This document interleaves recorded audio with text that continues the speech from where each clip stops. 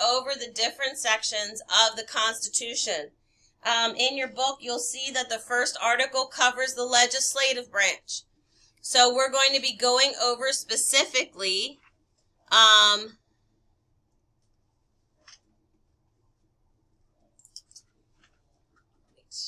on this, okay. We're going to be going over specifically the details of the legislative branch. Your quiz is going to be taken from those notes. So this is not a time to say, hey, I'm going to catch the notes from my friends. You need to listen. Okay, this is the one and only time in this history class that I will deviate from quizzing you on bold terms. So be prepared to know the details about first the legislative branch. Then I'm going to give you a quiz over the executive branch and the judicial branch. Now, as far as the preamble is concerned, you should be working on memorizing the preamble, because the preamble will be the final quiz before we take our test. So that gives you probably a good 2 weeks between now and the end to study. And every now and again, we'll read it over together as a class. But this is how our Constitution section is going to be laid out. All right, so this is the beginning of our Constitution. We have the preamble, and as I read it to you, it says, "We the people do establish," which means that they willingly said, we are going to put ourselves under the control of this governing body. We, the people of the United States, in order to perform a more perfect union, establish justice, ensure domestic tranquility, provide for the common defense, promote the general welfare, and secure the blessings of liberty to ourselves and our posterity, do ordain and establish this Constitution for the United States of America. Now, I want you to notice what they established the government to do and what they did not establish the government to do. First, you have the 6 purposes: to form a more perfect union.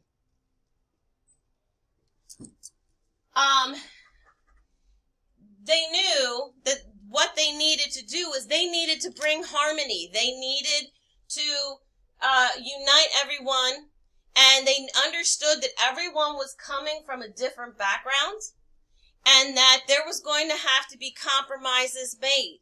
And that's why the document starts out with, we the people. We the people recognize our differences. We the people recognize where we do not share common concerns. But by putting this government in place, we're giving the government the ability to take into consideration all the differences. But it does not say that the government was meant to overstep its bounds.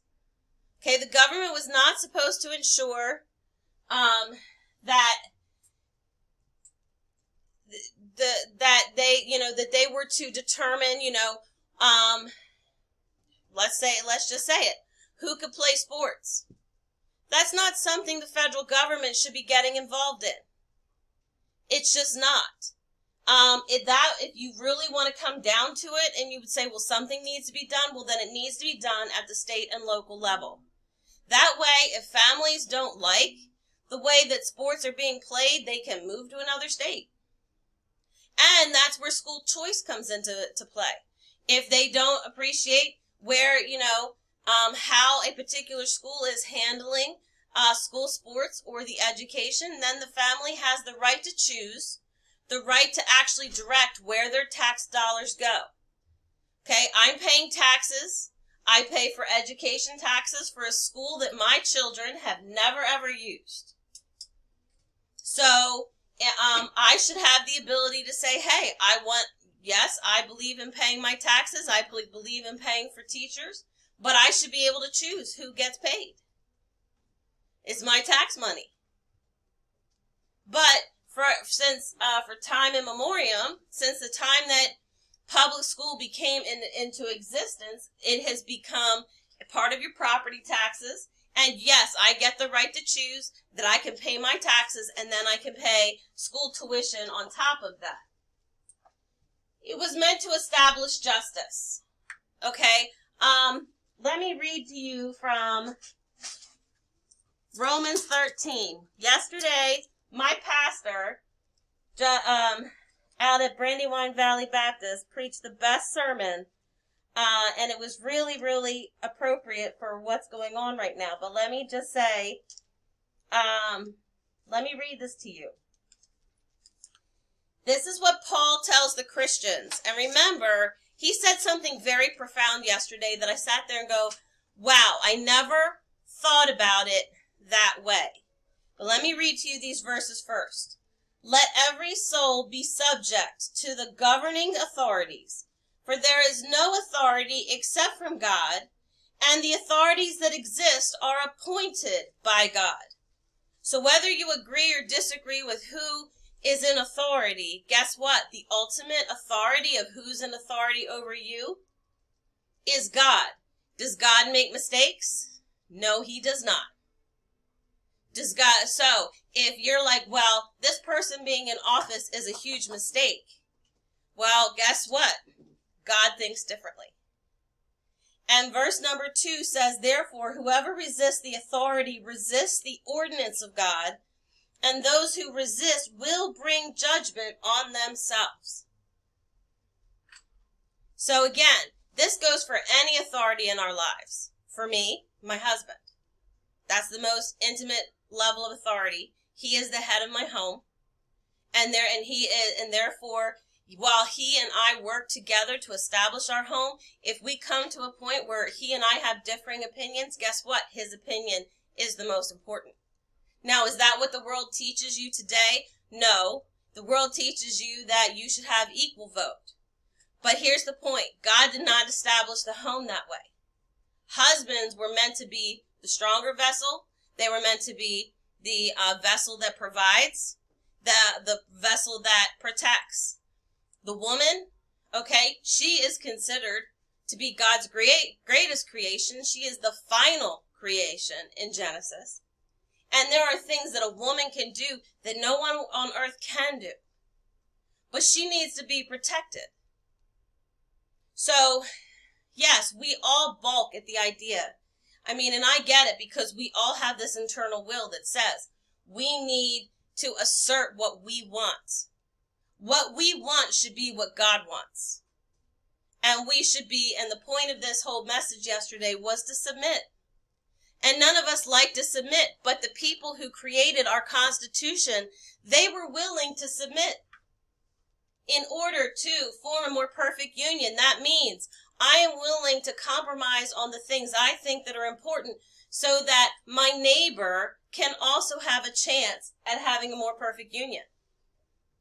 They also were willing to submit to the laws for the establishing of justice.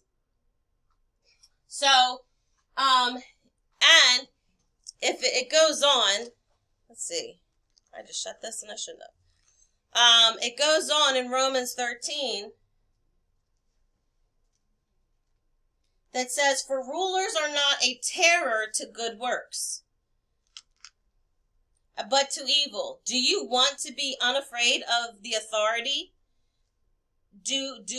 I'm sorry, I'm not reading that right. For the rulers are not a terror in good works, but to evil. Do you want to be unafraid of the authority? Do what is good, and you will have praise from the same. For he is God's minister to you for good. But if you do evil, be afraid.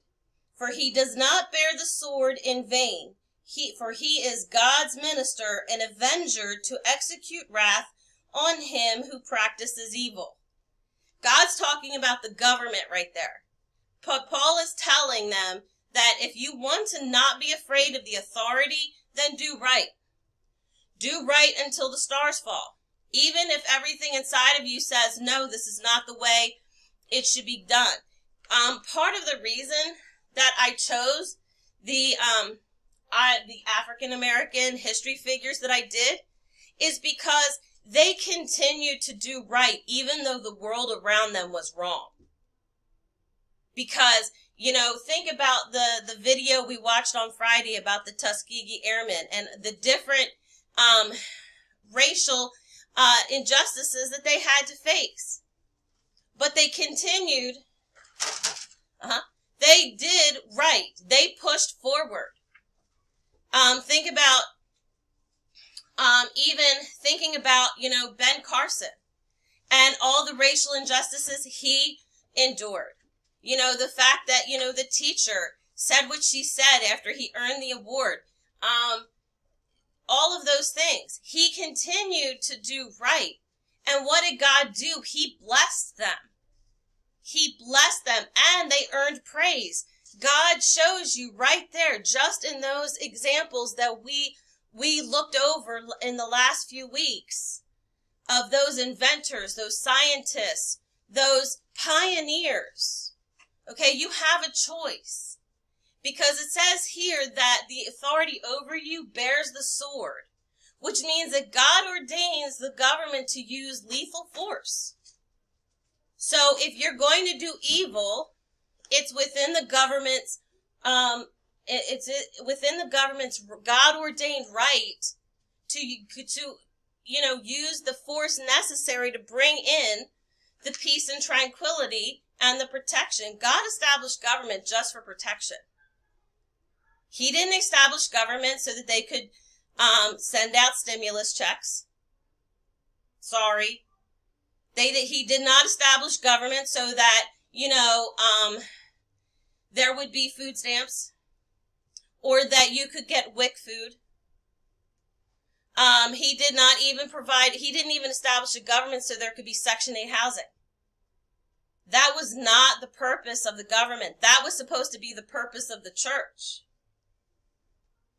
Prior to even the New Testament, the way that the ancient world worked, you did not see the rulers, you know, handing out anything to anyone or providing anything to anyone. It fell to the local. It fell to the family. The family was supposed to take care of their elderly. The family was supposed to take care of their own. And when you figure that families grew into tribes, that's why there's the saying, it takes a whole tribe to raise a child, because that's the truth. Everybody took responsibility for someone else. So understand that God had very, very specific rules or a very, very specific purpose for your government, and where it was supposed to overstep and where it wasn't supposed to overstep. Okay, and really, it was only supposed to be here to give you a more perfect union so that you could live in peace with your neighbor, to establish justice so that when you were wronged, because in Romans 12, does anybody know what Romans 12 says? It says, vengeance is mine, saith the Lord. It says, you're not supposed to get revenge yourself. You're not saying, well, tit for tat, eye for an eye. I'm going to extract my pound of flesh because they wronged me. God said, don't do any of that. He said, in fact, where your enemy is concerned, you're to bless them. And if they're hungry, give them food.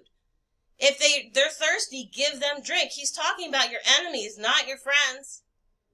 And he said that you're to do that because he knows the perfect time and the perfect place where he is going to exact his justice. And God's justice is perfect. It is the most perfect. There's no comparison. You've never seen the justice except that God can give. But God is very, very true to his word. And we saw that. We saw that when we studied the African American historical figures that we did. Because they did what was right. Okay? And God, and the final part of that verse came very true in their life. He brought the praise from the government. What happened with the Tuskegee Airmen? They received the awards. Did they receive them the day that the great events happened? No. But God's timing is perfect. Okay, Ben Carson, did he receive the awards the day after his first surgery? No. But he still received that praise and that acclaim. God gave him a voice that he continues to use to bring continued justice to the world.